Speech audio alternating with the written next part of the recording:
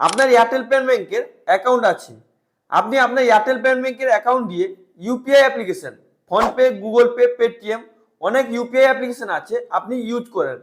হঠাৎ আপনার ইউপিআই অ্যাপ্লিকেশনে কেউ যদি টাকা পাঠাচ্ছে, আপনার ব্যাংক অ্যাকাউন্টে টাকা ক্রেডিট হচ্ছে না, বা আপনি যদি কাউকে টাকা পাঠাচ্ছেন আপনার মানে অ্যাকাউন্ট থেকে টাকা ডেবিটও হচ্ছে। তো এই প্রবলেমটিও যদি আপনার এয়ারটেল পেমেন্ট ব্যাংকের আসে, তো আপনি এই প্রবলেমটি মাত্র 1 থেকে 2 মিনিটে সলভ করতে পারবেন। তো এই প্রবলেমটি যদি আপনি আপনার এয়ারটেল পেমেন্ট ব্যাংকে সলভ করতে চান, ভিডিওটি স্কিপ না করে শুরু থেকে শেষ পর্যন্ত অবশ্যই দেখবেন।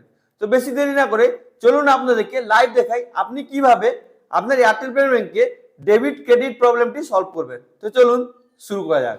তো ফ্রেন্ডস, প্রথমে আপনি কি করবেন, আপনি আপনার ফোনে প্লে স্টোর থেকে এয়ারটেল থ্যাঙ্কস অ্যাপটি ডাউনলোড করবেন।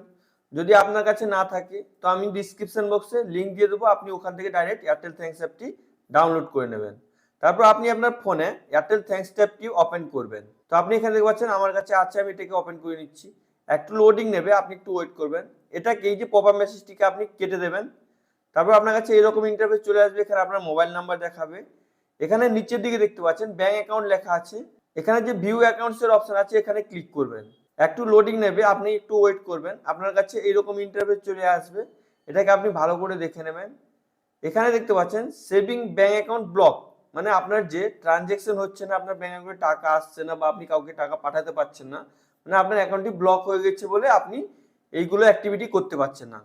তো আপনি এটাকে ভালো করে দেখে নেবেন, সেভিং ব্যাংক অ্যাকাউন্ট ব্লক হয়ে গেছে। এবার আপনাকে আনব্লক করতে হবে। এখানে আপনার নাম দেখাবে, অ্যাকাউন্ট সেভিং না কি দেখাবে, এগুলোকে আপনি দেখে নেবেন।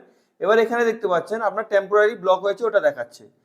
আপনাকে 3টা অ্যাটেম্প করতে হবে। এখানে দেখতে পাচ্ছেন অ্যাক্টিভেট ইনস্ট্যান্টলি, এখানে ক্লিক করবেন, মানে আপনার আনব্লক করার জন্য এখানে ক্লিক করতে হবে। তারপর এখানে টার্ন অনে ক্লিক করবেন, এটাকে ভালো করে রিড করে নেবেন, টার্ন অনে ক্লিক করবেন। এবার এখান থেকে আপনাকে আনব্লক করার জন্য এই রুলসটা আপনাকে ফলো করতে হবে। আপনি যেখানে আনব্লক করবেন আপনার রুমে লাইট হওয়া দরকার, আপনার চোখে যেন গ্লাস না থাকে, ব্যাকগ্রাউন্ড ক্লিয়ার থাকতে হবে। এবার আপনি কি করবেন, এটাকে ভালো করে দেখে নেবেন।